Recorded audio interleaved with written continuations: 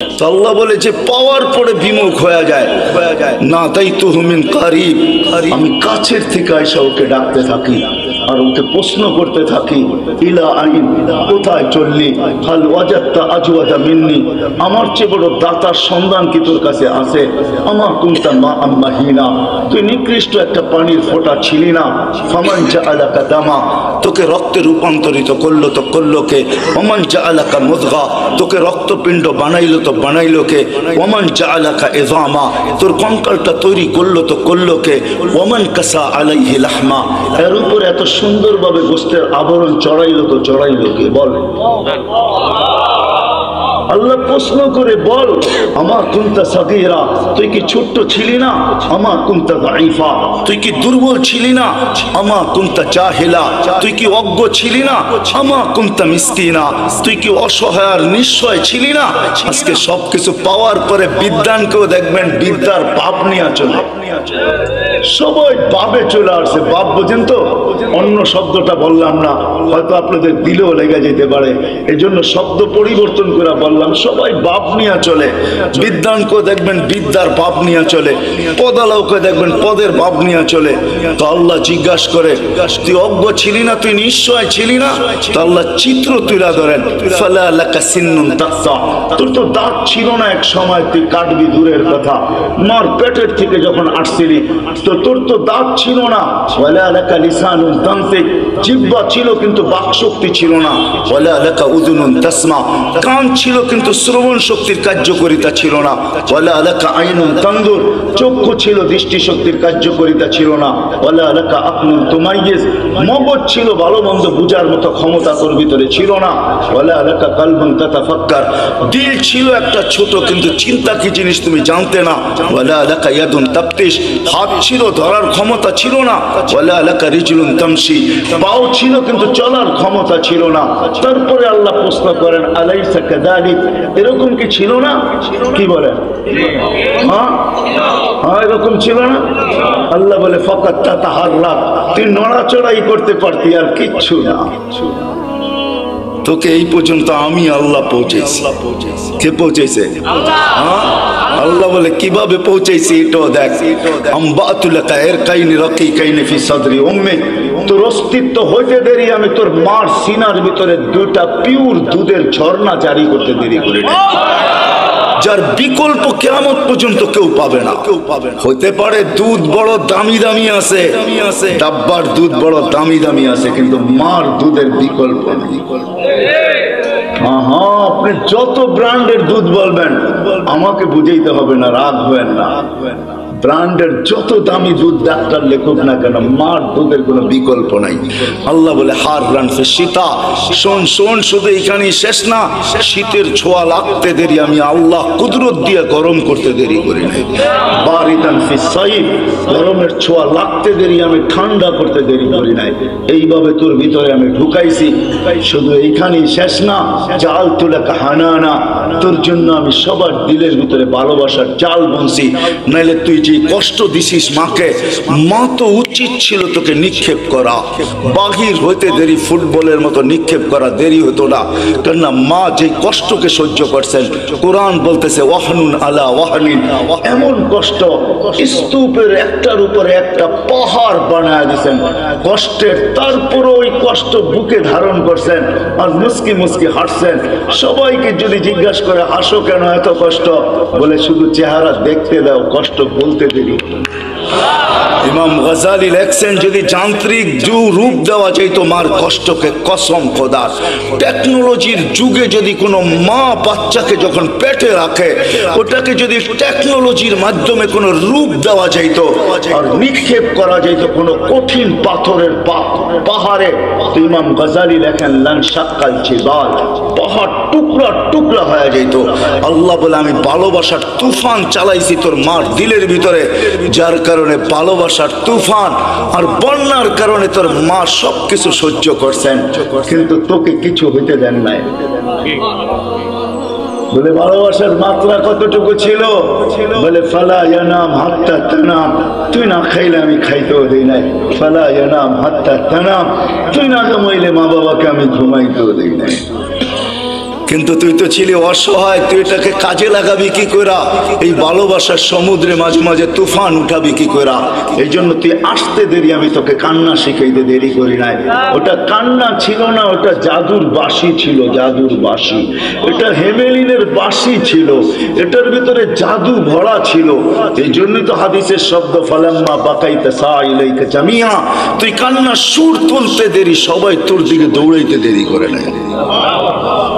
দাদা যত বড় পীর হোক আর গৌস হোক আর কুতুব হোক, নাতির কান্না যখন কানে যায় না, তো ভিতরটা ফাটতে শুরু করে আর দৌড়াইতে শুরু করে। কাঁদে তো কাঁদে কেন? আরে গৌস আর কুতুব আর কি, দুজাহানের বাদশাহ মুহাম্মদুর রাসূলুল্লাহ, যাকে সৃষ্টি না করলে আল্লাহ কিছুই করতেন না, যার সুবাদে আমরা এখনো চলতেছি।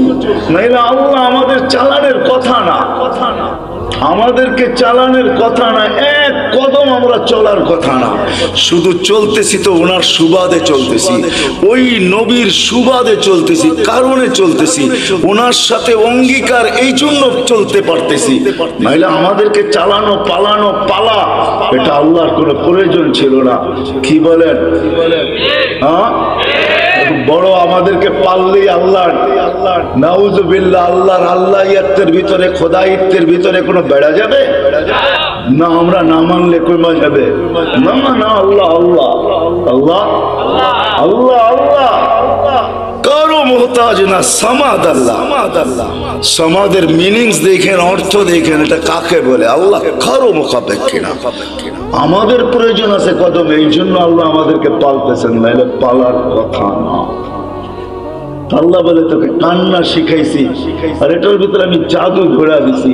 যেটা বলতেছিলাম, দুজাহানের বাদশাহ মুহাম্মদুর রাসূলুল্লাহ সাল্লাল্লাহু আলাইহি ওয়াসাল্লাম যখনই হাসান হোসেনের কান্না শুনতেন তো ছুটে আসতেন আর বলতেন, ফাতেমা ফাতেমা, কলিজার টুকরাদেরকে কাঁদায় না, এরা কাঁদলে আমি সইতে পারি না। ওই দুজাহানের বাদশাহ পর্যন্ত হাসান হোসেনের কান্না সইতে পারতেন না। কান্নার ভিতরে আল্লাহ জাদু ঘোরা দিয়েছেন, জাদু। আল্লাহ বলে এইভাবে তোকে আমি বড় করছি, এইভাবে তোকে আমি একটা পজিশন পর্যন্ত নিয়ে আসছি। আর শুধু এইখানেই তো শেষ না, 24 ঘন্টা তোকে আমি সুরক্ষিত করি। যদি সুরক্ষিত না করতাম, এইখানে যতজন বসে আছি অনেকের জীবনে এরকম পর্ব আছে যে ওই দিন যদি মৃত্যু হইতো, আজকে হয়তো হাড্ডি মাংস সব মাটির সাথে মিশা যেত। ওই অ্যাক্সিডেন্ট থেকে আল্লাহ আমাকে বাঁচায় নিয়ে আছে না, এরকম বিয়েরটা পর্ব। 24 ঘন্টা আল্লাহ বলে সুরক্ষিত করি তোকে, 24 ঘন্টা সুরক্ষিত করি। আমি যদি তোকে সুরক্ষিত আযকুরুকা ওয়ালাউ তানসানি, আল্লাহ বলে 24 ঘন্টা তোকে সুরক্ষিত করে, আর 24 ঘন্টা তুই আমাকে ভুলা থাকিস। শোন শোন, আমি যদি সুরক্ষিত না করতাম, লাবতালাতিল আরদু ফি বাতনিহা, জমিন বহুত আগে তোকে পেটে নিয়ে আনিত। লা আদরাকাতিল বাহরু ফি কারিহা, সমুদ্র বহুত আগে তোমাদেরকে তলদেশে নিয়ে আনিত। লা আহলাকাতিল মালাইকা, ফেরেশতা বহুত আগে তোমাদেরকে চটকাইতে চটকাইতে সাইজ করে ফেলতো। আমাদের বডিটা এমনি পরিচালিত হয় না। 10 জন ফেরেশতা ডে শিফটে ডিউটি করে, 10 জন নাইট শিফটে ডিউটি করে। প্রত্যেকের জন্য 20 জন ফেরেশতা ডেলি ডিউটি করে 24 ঘন্টায়। দিনে 10 জন, রাত্রে 10 জন, যে আপনাকে আমাকে সুরক্ষিত করে। বাকি বডিটা পরিচালনার জন্য অনেক ফেরেশতা আছে। এইখানে শিক্ষিত সমাজ, আমি যদি প্রশ্ন করি হার্ট কি দিয়া চলে, তা আপনারা বলবেন বাল্ব দিয়া চলে, ঠিক না? এটাই তো বলবেন। আমি যদি প্রশ্ন করি বাল্ব কি দিয়া চলে, কি জবাব আপনাদের কাছে বলেন? জান এখানে হাসপাতালও আছে, জিজ্ঞাসা করেন। ফরাজি হাসপাতালে জিজ্ঞাসা করে আসেন যে বাল্ব কি দিয়া চলে, তো বলবে জানি না বাল্ব কি দিয়া চলে। আরে আরে, হার্ট কুদরত দিয়া চলে। ফেরেশতা 5 করে, আলা ইন্না কলবি ইবনি আদম মালাইকাতুন মুআক্কালা। একজন ফেরেশতা আছে যে হার্টকে 5 করে, 5 চিপ দেয়, রক্ত বাহির হয়ে যায়, ছেড়া দেয়, আবার টাইনা নিয়ে। আল্লাহ আমাদেরকে সিস্টেমের মাধ্যমে চালান। ফেরেশতা আমাদেরকে সুরক্ষিত করে, আল্লাহ সুরক্ষিত করে। আল্লাহ বলে যদি সুরক্ষিত না করতাম, আমি ডাকি তারপরও আসো না, কিন্তু আমি তারপরও তোমাকে সুরক্ষিত করি। হ্যাঁ হ্যাঁ শুনেন, তাহলে দ্বিতীয় হাদিসও শোনা দেন। জমিন প্রতিদিন বলে আলা কুল্লা ইয়াউমিন ওয়াল আরদু তাস্তাআযিনু রাব্বা, জমিন প্রতিদিন বলে আল্লাহ অনুমতি দেন না, কি করবে? আন আবতালিয়া ইবনা আদম ফি বাতনি, হায় হায় আদমকে, মানুষকে আমি পেটে নিয়ে আনিব, যে যেখানে আছে, যেটার ভিতরে আছে, যা সহ আছে সব সহ পেটে নিয়ে আনিব। প্রথম সুনামি যখন আসে 3 মাস পরে আমি ইন্দোনেশিয়া গেছি, টানা ঢাকার থেকে 8 ঘন্টা ফ্লাইটের পরে আমি পড়ছি জাকার্তা। ওইখান থেকে 300 কিলোমিটার আমার এই চোখে দেখছে, একটা বাড়িও দাঁড়ানো। হ্যাঁ হ্যাঁ আমি চোখে দেখা জিনিস বলতেছি। তখনও উদ্ধার অভিযান চলতেছিল, একটা বাড়িও দাঁড়ানো নেই। 300 কিলোমিটার আমার 2 চোখে দেখছে, একটা বাড়িও দাঁড়ানো নাই। তো এখানে আমার মনে হচ্ছে এইখানের জমিনকে আল্লাহ একটু অনুমতি দিয়া দিছেন।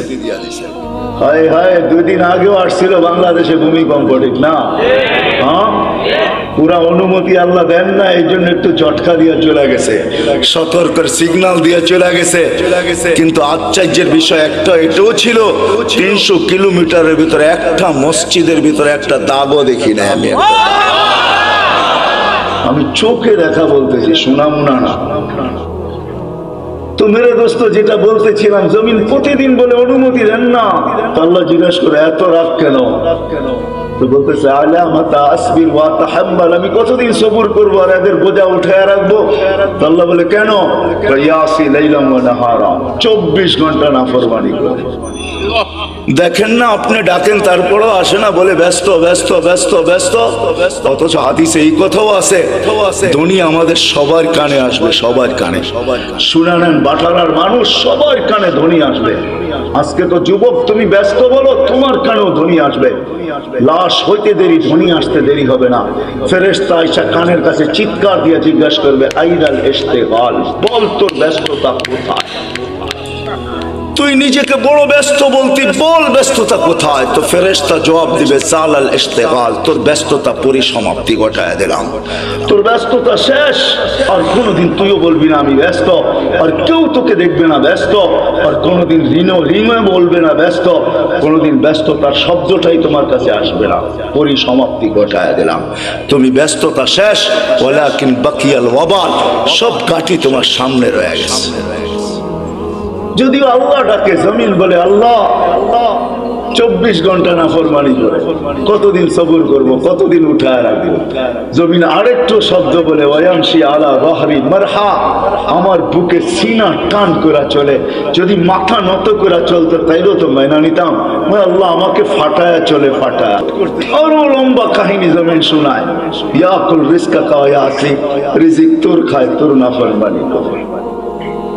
তুমি যা দিছো এটা দিয়ে গৌরব করে, যুবক যৌবন দিয়া, শিক্ষিত শিক্ষা দিয়া, দীক্ষিত দীক্ষা দিয়া, অর্থওয়ালা অর্থ দিয়া, মালওয়ালা মাল দিয়া, যা আল্লাহ দিছে, দিছে কেগুলা সব মান আগনা মান আফকার।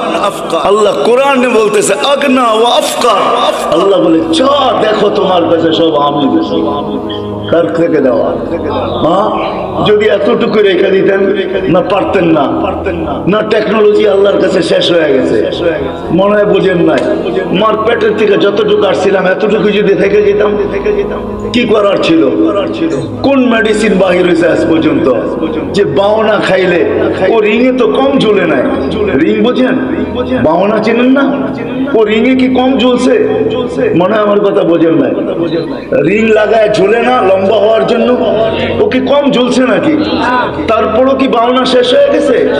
আসছে কোনো মেডিসিন যেটা খাইলে লম্বা হয়ে যাবে? আজ পর্যন্ত কোন বাওনা রিঙে ঝুলে লম্বা হয়েছে বলেন তো, বলেন কোথায় মেডিসিন? আল্লাহ বলে পারতাম তোকে ছোট রাখতে, না আমি তোকে বড় করছি, আমি তোকে শক্তিশালী সুঠাম করছি। জমিন বলে রিজিক তোমার খায়, তোমার নাফরমানি করে। তো আল্লাহ জিজ্ঞাসা করে নিবে তো নিবে কিভাবে পেটে? জমিন জবাব দেয় আটা জালদার জাহারি, আমি আমার পিঠটাকে হেলায় দিব, সব পেটে নিয়ে আনিব। পিঠ হেলানো বোঝেন? হ্যাঁ হ্যাঁ, ভূমিকম্প, ভূমিকম্প। জমিনের পেটেই হেলে, জমিন হেলে না, যেটার নাম ভূমিকম্প। ইন্দোনেশিয়ার ভাষায় বলে কম্পা ভূমি, ভূমি কপে, ভূমি কাঁপে, পেটটাই হেলে, হেলতে দেরি। আল্লাহ এই দেশের উপরে দয়া করছেন। আমি তো বলে বেড়াই বাংলাদেশের সাথে আল্লাহর বিশেষ একটা সম্পর্ক আছে আমি মনে করি, যার কারণে এই দেশ নড়ে চড়ে পড়ে না। কোনো কিছু হোক এদেশে কোনো বিপর্যয় ঘটে না। আলহামদুলিল্লাহ আবহাওয়াবিদরা 10 নম্বর মহাবিপদ সংকেতের ফেলাক পর্যন্ত উড়াইয়া দেখছে, কয়েকটা কলা গাছ পড়ছে আর কিচ্ছু হয় না এই দেশে, ঠিক না? হ্যাঁ, অথবা দেখেন আপনি দুনিয়ার কোন দেশ 10 নম্বর মহাবিপদ সংকেত উড়াইছে আর বিপর্যয় ঘটে নাই? 6.1 আসছে, কয়েকদিন আগে পাকিস্তানে 5.6 আসছে, 32 জন মারা গেছে। এলাকাকে তাবা বানায় থুয়ে গেছে, বাড়িগুলোকে দশায় থুয়ে গেছে। আমাদের ঢাকা শহরে 7.8 পর্যন্ত আসছে 3-4 বছর আগে। 31 নাইটের পরের দিন কোনো বিপর্যয় ঘটে নাই। এগুলো আমাকে প্রমাণ দেয় এই দেশের সাথে আল্লাহর বিশাল একটা সম্পর্ক মনে হয় আছে, যার কারণে নড়ে চড়ে এটা পড়ে না, আর ইনশাআল্লাহ পড়বেও না। এই জন্য আমি শেষ জায়গায় চলে আসছি, 12টা 4 বাজতে চলছে। মেরে দোস্ত এখানে থাকা যাবে না, নিয়ে আসছেন উনি, নিয়ে যাবেন উনি, ওনার কাছে চলে যেতে হবে, আল্লাহর কাছে চলে যেতে হবে। এইখানে থাকা যাবে না, কিন্তু নিজেকে গোরা নিয়ে যেতে হবে। যে গোরা নিয়ে যাবে নিজেকে, যেমন আল্লাহ চান, যেমন আল্লাহ রাসূল চান, তখন আর আল্লাহ বর্ণ দেখবে না, তখন আর আল্লাহ ভাষা দেখবে না, তখন আর আল্লাহ দেশ দেখবে না, তখন আর আল্লাহ বংশ দেখবে না, তখন আর আল্লাহ সোসাইটি দেখবে না, দুনিয়ার কোনো জিনিস আল্লাহ দেখবে না। যে নিজেকে গোড়া নিয়ে যাবে, নারী গড়বে, পুরুষ গড়বে, যুবক গড়বে, বৃদ্ধ গড়বে, এমনকি গরিবও যদি নিজেকে গোড়া নিয়ে যায় তো আল্লাহ রসুলের দোয়া তার সাথে আছে। আল্লাহ রসুল, আমরা এখানে যারা বসে আছি সবাই তো দোয়ার ভিতরে বলি আল্লাহ কিয়ামতের দিন নবীর সাথে উঠায়, ঠিক না? কিন্তু নবীজি তো আজ পর্যন্ত কোনোদিন বললো না যে আমার সাহাবীদের সাথে আমাকে উঠায়, উলামাদের সাথে আমাকে উঠায়, গৌসের সাথে উঠায়, কুতুবের সাথে উঠায়। আল্লাহর নবী তো বলে ওই গরিবদের সাথে উঠায় যে জীবনটা গোরা নিয়ে আসছে। আল্লাহুম্মা হশুরনি ফি যুমরাতিল মাসাকিন, কারণ এটাই যে গোরা নিয়ে যাবে মেরে দোস্ত, সে আল্লাহর কাছে পরিচয় পরিচিতি পাবে। চাই দুনিয়ার হতভাগা গরিব হোক, তাতে কিছু আসে যায় না। এই জন্য দুনিয়ার আধিপত্য হাজারো মানুষের হাতে হতে পারে, হাজারো শ্রেণীর হাতে হতে পারে, কিন্তু কিয়ামতের আধিপত্য কিন্তু গরিবদের হাতে, আর কারো হাতে না। এই জন্যই আল্লাহ রসুল গরিবদের সাথে উঠতে চাইতেছেন, কেননা গরিবরা কবর থেকে উঠবে, ফেরেশতারা কানে কানে বলবে ইনতালিকু ইলাল জান্নাতি বিগাইরি হিসাব ওয়ালা কিতাব, তোমাদের হিসাবও নাই কিতাবও নাই, সিধা জান্নাতে চলো। ওরা বলবে কিয়ামতের মাঠ, বলে ওইখানে তোমাদের কোনো প্রয়োজন নাই, চলো তো সিধা চলো। বরং এক রিওয়ায়াতে এটাও আছে, বলে ওইখানে গেলে বিপদও হবে। আবার আরেক রিওয়ায়াতে আছে কিয়ামতের মাঠে যাবে গরিবরা, সত্য।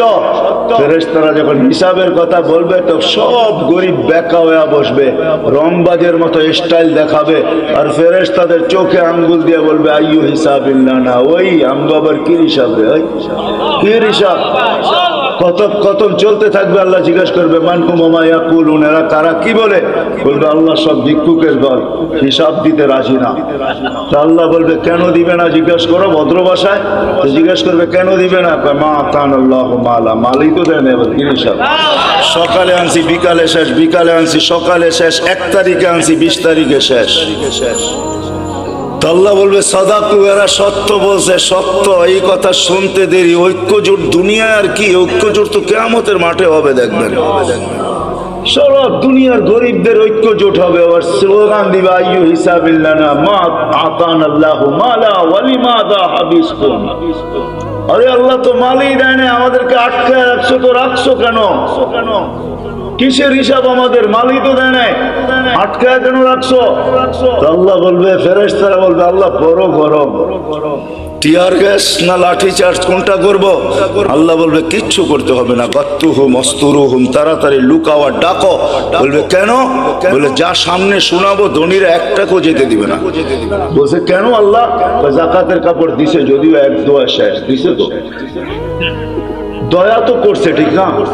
না করে নাই? হ্যাঁ, অল্প দেখার বেশি দেখ, দিয়া তো দয়া করে, ঠিক না? হাত পাতলে 2 টাকা হইলেও তো দেয়, দয়া তো করছে। এটা বদলার দিন, বিদায় সামনে যা শোনাবো 1 টাকা যেতে দিবে না, বিদায় ডাকো আর লুকাও, তারপরে বলো এদের কানে কানে চুপে চুপে জান্নাতে চলে যাও। নাইলে ধনীরা এদেরকে আটকায় দেবে। তো মেরে দোস্ত, চলে যেতে হবে, পরিচয় পরিচিতি। যেই ছোট্ট জীবনটাকে করা যাবে সে আল্লাহর কাছে স্থান পাবে, পরিচয় পাবে, পরিচিতি পাবে। আমি চোখে দেখা বলতেছি মেরে দোস্ত, কোন হাদিস তো পরে আগে পড়ছি, পরে চোখেও দেখছি, ওই কবর এখনো দুনিয়াতে রাখা আছে, যার থেকে এখনো সুগ্রাণ বাহির হয়।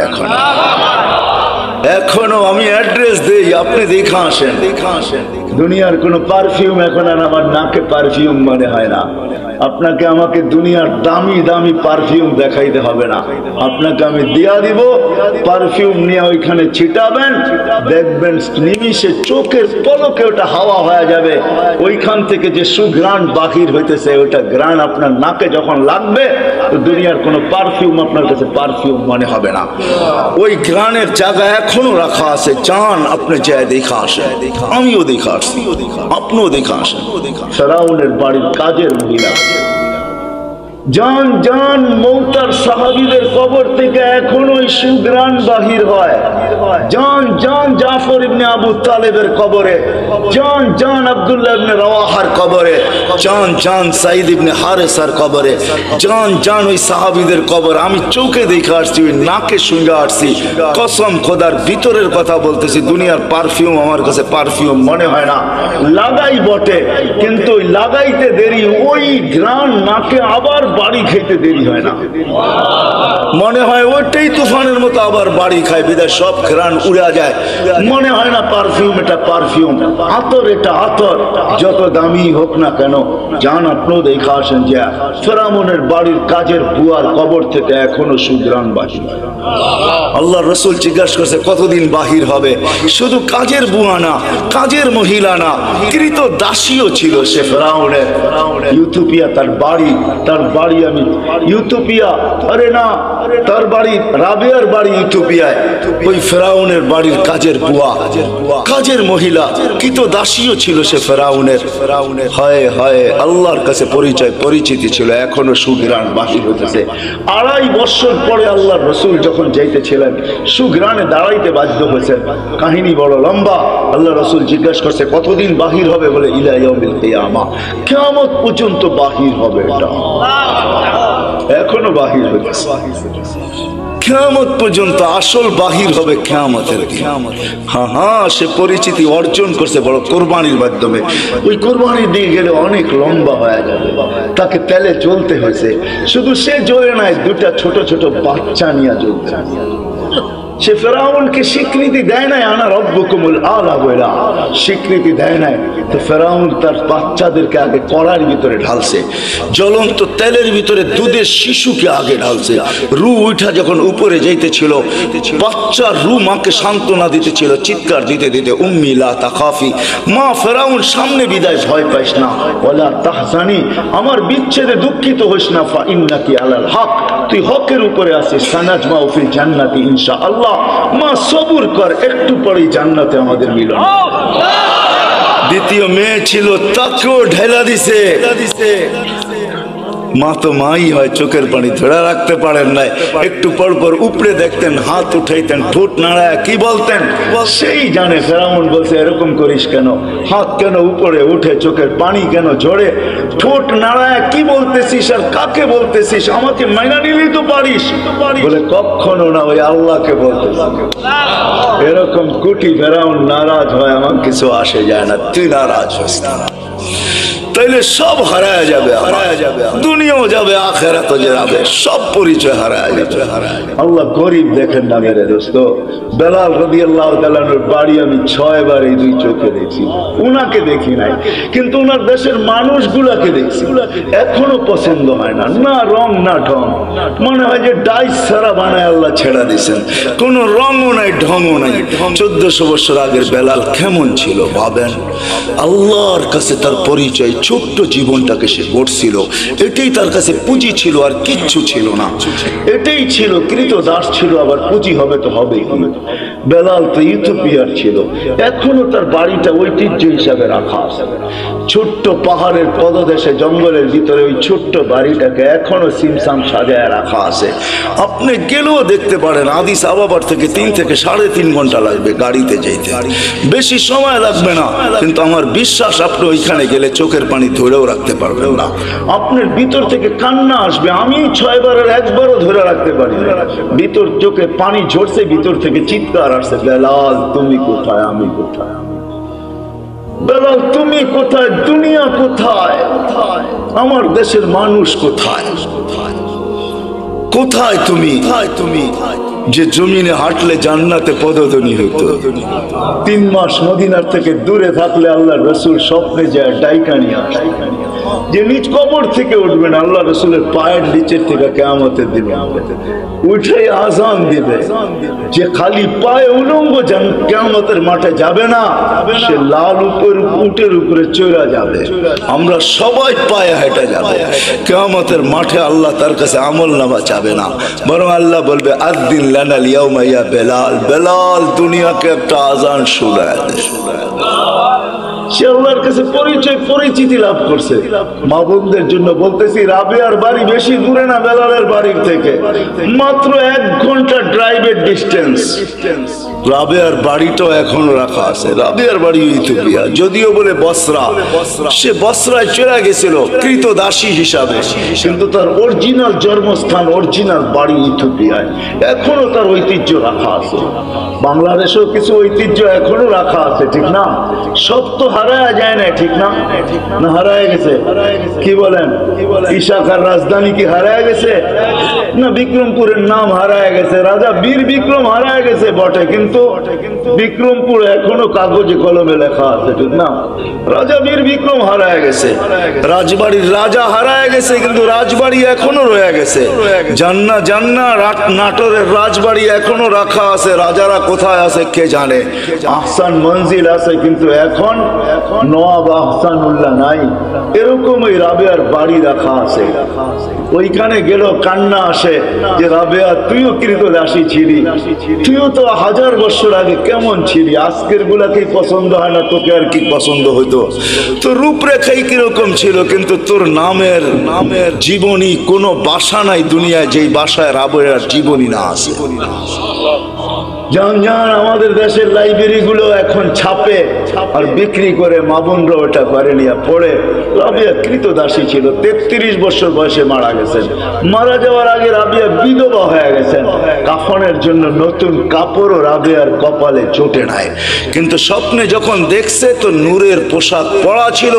জিজ্ঞাসা করছে রাবেয়া ওই কাফনের কাপড় কোথায়? বলছে ওটা খুঁড়া ফালায়া দিয়েছেন, জান্নাতের নূরের পোশাক আল্লাহ পরায় দিয়েছে। এটার নামই সত্য। এই জন্য ছোট্ট জীবনটাকে গোড়া যেতে হবে। যে গোড়া যাবে, যুবক যাবে, যে গোড়া যাবে সেই আল্লাহর কাছে পরিচিতি পাবে। কিন্তু আপনি যদি প্রশ্ন করেন গড়াটা সহজ কিভাবে আমি কিভাবে গড়ব, এটার জন্য যদি বলেন, আপনিই প্রশ্ন করতে পারেন যে আমি গড়ব তো গড়ব কি করে। এই জন্য আল্লাহ আমাদেরকে সহজ করছেন। আল্লাহ নিজের কথা বলেন নাই। আল্লাহর কথা যদি বলতেন তাহলে এটা হয়তো কঠিন হয়ে যেত, যে আমি গর্ব তো গর্ব কি করা, তোমাকে তো চোখেই দেখা যায় না। লা তারাহুল উয়ুন, আল্লাহকে তো চোখে দেখা যায় না। ওয়ালা তুখালিতুহু যুনুন, দেনদারনায় আনা যায় না। ওয়ালা ইয়াসিফুহুল ওয়াসিফুন, যার বর্ণনা দিয়া শেষ করা যায় না, বর্ণনা দিয়া শেষ করা যায় না। করবো তো করবো কি করা। তো আল্লাহ আমাদের জন্য সহজ করছেন যে না মান আতা আর রাসূল ফাকাদ আতা আল্লাহ ওয়া ইন তুতিউহু তাহতাদু।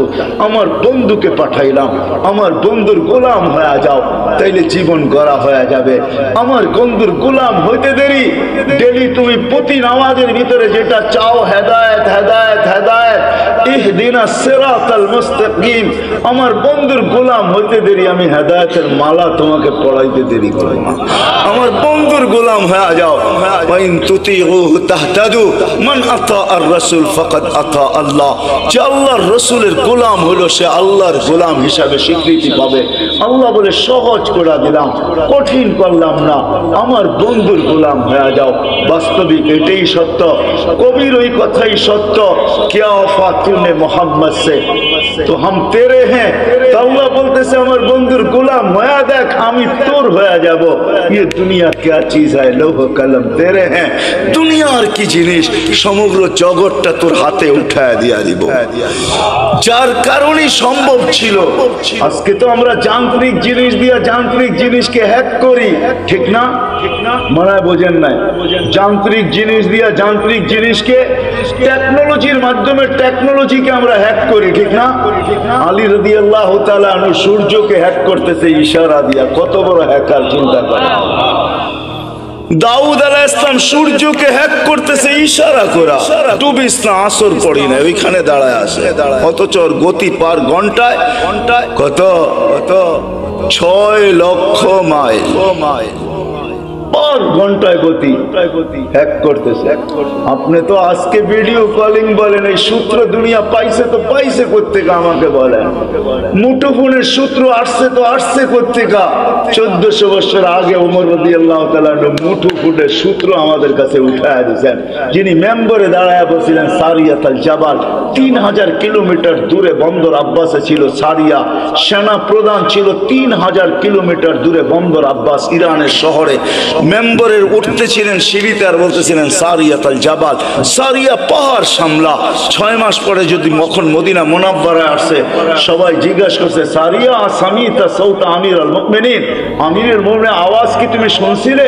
তো সে হাসতেছে, বলতেছে শুনি নাই, শুধু রাআইতু আন্নাহু ওয়াকিফুন আলা মিম্বারির রাসূল, আমি দেখছি উনি আল্লাহর রাসূলের মেম্বরে দাঁড়ায় আমাকে পাহাড় দেখায়। সূত্র আসছে তো মুঠোফোনের ওইখান থেকে আসছে। ও মেরে দোস্ত, আমি কেমনে বুঝাবো আপনাদের, কেমনে বুঝাবো? কোত্থেকে জানি কই হারায় গেছি। এই ছোট্ট জীবনটাকে চোরা দিতে হবে। এই জন্য মুহাম্মদুর রাসূলুল্লাহর গোলামি যেই ব্যক্তি অর্জন করবে, যুবক কইরা দেখো না, মজা আসে তো আসে কতটা। হায় আমরা ভাবি লাইফ স্টাইল চেঞ্জ হইলি, রাগ হয় না। বাটারার মানুষ, আমাকে বাংলাদেশে ওয়াজ করতে হবে না। যদি পেন ড্রাইভের মতো আমার এইখান থেকে খোলা যেত, তাইলে আমি শুধু পর্দা লাগায় আপনাদেরকে দেখায় দিতাম আমার এখানে কত হাসি, কত কান্না, কত হাসি এখানে সেভ করা আছে, কত কান্না সেভ করা আছে এখানে। আমি গত মাসের 23 তারিখ আসছি আমেরিকা থেকে। আমি জানি দুনিয়ার উন্নত বিশ্বে কত কান্না, কত হাসি আমার এখানে সেভ করা আছে। আমাকে বুঝাইতে হবে না এগুলা। মেরে দোস্ত, লাইফ স্টাইল চেঞ্জ করলেই উন্নতিয়া, আমরা সুখী হব না। না না না, মুহাম্মদুর রাসূলুল্লাহর গোলাম হইলে আখিরাতের জীবন শুধু বনা হবে না, দুনিয়াও। হায় হায়, চলেন বলেই দিই 2019-এ তো যেতে পারি না প্যান্ডামিকের কারণে। 21-এ যখন গেছি, 2019-এ আমি এয়ারপোর্ট থেকে বাহির হইতেছিলাম, আমেরিকার কোন এয়ারপোর্ট থেকে। তো আমার সাথে এক মুসলমান ছেলে দাড়ি টুপিওয়ালা মাকে হুইল চেয়ারে নিয়ে আসতেছিল। যখন হুইল চেয়ার সেট যেখানে গাড়িতে উঠাবে, তো মাকে কোলে করে উঠাইতেছিল। পাশেই আমি এক ইংরেজ মহিলাকে দেখতেছিলাম, চোখের পানি ঝরতেছিল। আমি জিজ্ঞাসা করছি তুমি কাঁদো কেন? বলে দেখ ওর মা মাকে ও বাচ্চার মতো কোলে করে গাড়িতে বসাইতেছে। আমার সন্তান কোথায় হারায় গেছে আমি জানি না। শুধু বছরে 2টা দিন, একটা দিন আমার কাছে আসে যেদিন মাদার ডে হয়, একটা কেক নিয়ে শুধু আমার কাছে আসে, আর কোথায় হারায় গেছে আমি জানি না। পায়ে হাত রেখা বলি আমাকে বুঝান না, বুঝান। বিদায় লাইফ স্টাইল চেঞ্জ করলেই আমরা সুখী হব না। মুহাম্মদুর রাসূলুল্লাহ গোলাম হইলে সুখী হব দুনিয়া আখিরাতে। ওই রসুলের গোলাম যে আরশে যে আমাদের জন্য চোখের পানি ঝরাইছেন। বাটারার উলামা তাহকিক পড়ে কুরআনিয়ান যখন আরশে পৌঁছে, তো আল্লাহ জিজ্ঞাসা করতে কি করতে আসছেন, কি চান এখানে আয়েশা, চাবেন কি আমার কাছে? বলছে লা আসআলুকা বিনতি ফাতিমা ওয়ালা আসআলুকা আম্মি আব্বা, হাত, আমি চাচাও চাই না, মেয়েও চাই না, আসআলুকা উম্মতি, আমি উম্মত চাইতে আসছি। ওইখানে লজিক দিছেন, যুক্তি দিছেন, আনতা রব্বুল করিম আনা নবিয়্যুর রহিম, আপনি রব্বে করিম আগে, আমি নবী রহিম পরে, পিছে কাইফা তুযাইয়ু হাযিল উম্মাহ বাইনাল করিম ওয়ার রহিম, কিভাবে আমার উম্মত দুইয়ের মাঝে হারায়া যাবে আমি সহ্য করতে পারবো না। শুরুতে আপনি, শেষে আমি, উম্মত জাহান্নামে চলে যাবে আমি সইতে পারবো না। তো আল্লাহ ওয়াদা করতেছে কাসসামতুল কিয়ামাতা কিসমাইন, আমি কিয়ামতকে দুই ভাগে ভাগ করছি বন্ধু, কোনো কারণ নাই চিন্তার। লা ইউখজিকা ফি উম্মতি, আপনার উম্মতের জন্য আপনার কপালে আমি, আপনাকে আমি দুঃখ দিব না, ব্যথা দিব না, আপনাকে লজ্জিত করব না, কপালে বাজ আসতে দিব না। আমি কিয়ামতকে দুই ভাগে ভাগ করছি। এক riwayate এটাও আছে, আল্লাহ বলছে আনা মালিক ইয়াউমিদ্দিন আনতা সাহিবা ইয়াউমিদ্দিন, বন্ধু আমি কিয়ামতের মালিক বটে, বাদশা কিন্তু আসে। আল্লাহ রাসূলকে সান্ত্বনা দিয়েছেন, বলছে কিয়ামত দুই ভাগে ভাগ করছি, সালতুতা শাফি তুসাফা, ওই দিন আপনি চাবেন আমি দিব, সুপারিশ করবেন আমি মঞ্জুর করব। ও যুবক একটু বলো না, যাকে মাকামে মাহমুদে উঠায় নেওয়ার জন্য জিবরিল আসবে, মাকামে মাহমুদে যাবে আর চেয়ারে বসবে, হাত রেখা দাঁড়ায় থাকবে। আল্লাহ বলবে চেয়ারে বসেন না কেন? বলে বসলে তিন জায়গায় আমার উম্মতের জন্য ছুটবে, তো ছুটবে কে? বলছে কোন তিন জায়গায় দৌড়াইবেন কে? কেন হাউসে কাউসারে দৌড়াইতে হবে না, আমার উম্মতকে পেহলা করে আমি নিজে পানি পানি করাবো, আমি করাবো না তো করাবে কে? আবার দৌড়াবো মিজানের পাল্লায়, সামনে ঝুঁকে কি ঝুঁকে না, এটা পর্যালোচনা, ওটা পরিলক্ষিত করতে হবে, আমাকে দেখতে হবে। আমাকে যদি সামনে না ঝুঁকে তো আপনি তো ওয়াদাই করছেন, চাইলে দিবেন, সুপারিশ করলে মঞ্জুর করবেন, ওইখানে দাঁড়াই হাত উঠায় দিব। কেননা কোরআন, আপনি কোরআনে আপনি আমাকে বলেন না সাউফা ইউতিকা রাব্বুকা ফাতারদা, আপনাকে রাজি করেই ছাড়বো। ওই সময় তো আল্লাহ রাসূল ওয়াদাই করছেন, আল্লাহর সাথে দোয়াই করছেন, সাক্ষী রাখছেন জিবরিলকে, হাত্তা ওয়াল্লাহি লান আরদা হাত্তা ইয়াকুনা ওয়াহিদ মিন উম্মতি ফিন নার, একজন উম্মত জাহান্নামে থাকা পর্যন্ত আমি আপনার উপরে রাজি হব না। ও যুবক এর গোলাম বনেন, ও ভাই এর গোলাম বনেন, যে কিয়ামতের মাঠেও আপনার জন্য ছুটবে, তারপরে পুলসেরাতে দৌড়াইতে থাকবে। যদি পার না হইতে পারে তো দুরুদ যদি জীবনে একটাও পড়া থাকি, একবারও পড়া থাকি, ওটাকে মাথার উপরে দিয়া পার করায় দিবে। কিয়ামতের মাঠে যিনি ছুটতে থাকবেন। হাদিস অনেক ছিল, রাত্র অনেক হয়ে গেছে, নাইলে দেখাইতাম কোন নবী আল্লাহ আমাদেরকে দিয়েছিলেন। আরে চলেন চলেন, যে মৃত্যু লগ্নে, যার 9 ঘরে চুলা জ্বলে নাই, 9 ঘরে খাবার নাই, যে নিজে ক্ষুধার্ত দুনিয়ার থেকে যাইতেছেন, 9টা ফ্যামিলি রেখা যাইতেছেন, যাদের ঘরে কোনো খাদ্য নাই। আম্মা জান আয়েশা রাদিয়াল্লাহু তাআলা আনহা বলছেন যে বাতি জ্বালানোর তেল ছিল না, যদি থাকতো তো খিদা নিবারণের জন্য পান করে নিতাম। এরকম 9টা ফ্যামিলি রেখা যেতেছেন, হাসান হোসাইনকে রেখা যেতেছেন, আলী ফাতেমাকে রেখা যেতেছেন, যারা সবাই ক্ষুধার্ত। আল্লাহর নবী দুনিয়ার থেকে গেছেন ক্ষুধার্ত, এক বেলার না, দুই বেলার না, কয়েক বেলার ক্ষুধার্ত দুনিয়ার থেকে গেছেন, খাওয়ার কিচ্ছু ঘরে ছিল না। ওই মুহূর্ত হাসান হোসেনের জন্য চোখের পানি ঝরে নাই, যারা কলিজার টুকরা ছিল।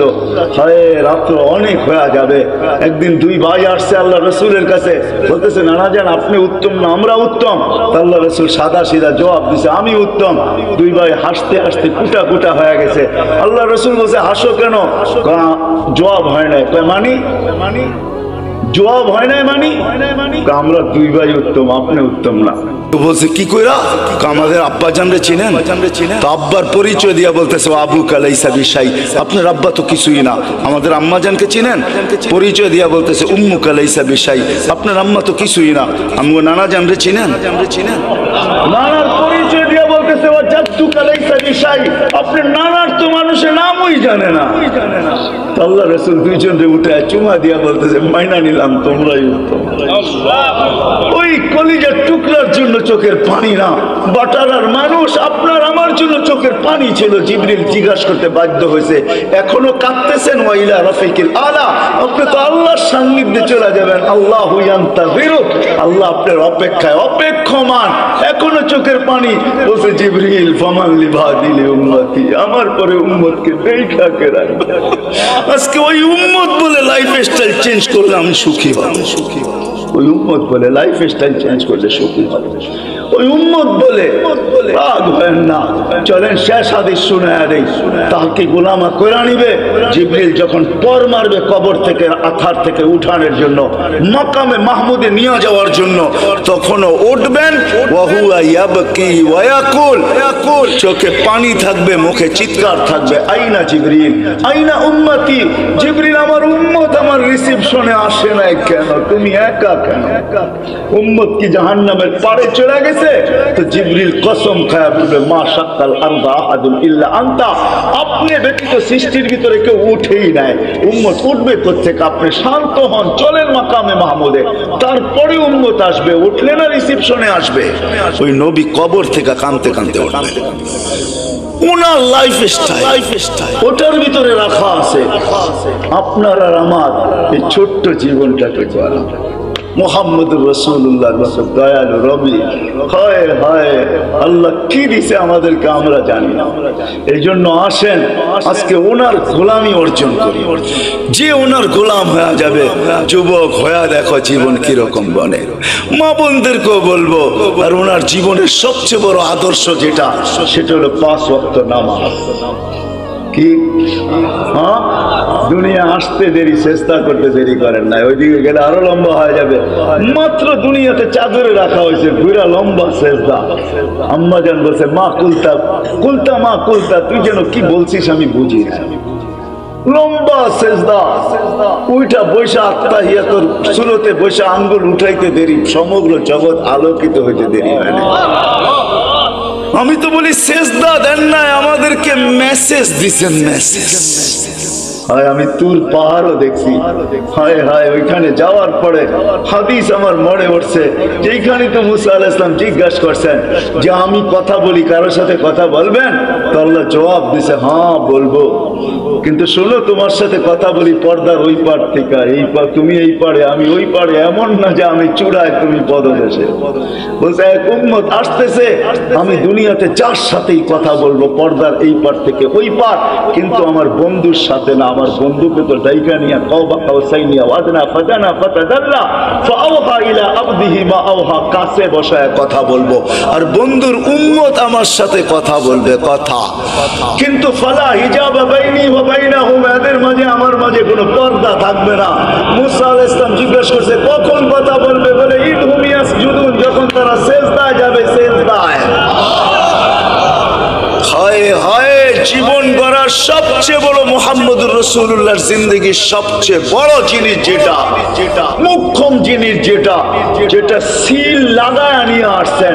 বলে না একের এক না 100, এক না একই যেন প্রবাদ বাক্য আছে না, আরে এরকম এক আমল নিয়ে আসছেন যেটা একটাই 100 না, একটাই জিন্দেগি। এই জন্য হাদিস সিল মাইরা নিয়ে আসছেন, ইদা সালুহা সালুহা সাইরুল আমাল, নামাজ ঠিক তো জীবন ঠিক, নামাজ ওকে তো জীবন ওকে।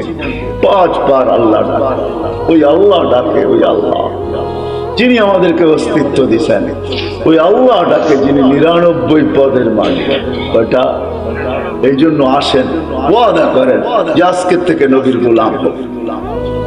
ওয়াদা, নামান আজকের থেকে নামাজ ছাড়বো না। কে কে ওয়াদা করতে পারে যে আজকের থেকে নামাজ কোনো অবস্থায় ছাড়বো?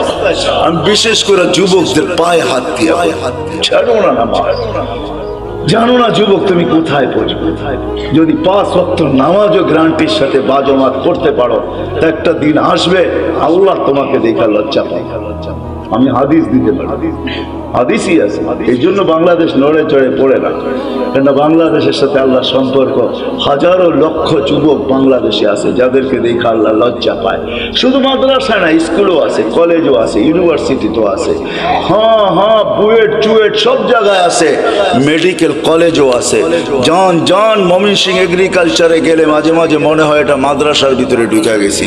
এটা এগ্রিকালচার না, যেটা এশিয়ার ভিতরে সবচেয়ে বড় এগ্রিকালচার কলেজ, কিন্তু মনে হয় যে ইকরাম মাদ্রাসার ছেলে পেলে। আমি মাঝে মাঝে গেলে ওদেরকে বলি তোদেরকে দেখেই মনে হয় আল্লাহ লজ্জা পায়। আমার জীবনের একটা পর্ব ছিল অস্ট্রেলিয়ায়। আমি এক জায়গায় রাত্রে কাস্ট করতেছিলাম, তখন আমার মনে চাইছে আমি সহ জমিনটা উল্টে গেলে এখন ভালো। কিন্তু আমার সাথে যে অস্ট্রেলিয়ান যুবকরা ছিল ওদের দিকে দেখে আমি ক্ষান্ত হয়ে গেছি। ওই হাদিস মনে পড়ছে যে যুবক উল্টাবে তো উল্টাবে কি করে, তুই তো আমার সাথে দাঁড়ায় আছিস, উল্টাবে তো উল্টাবে কি করে।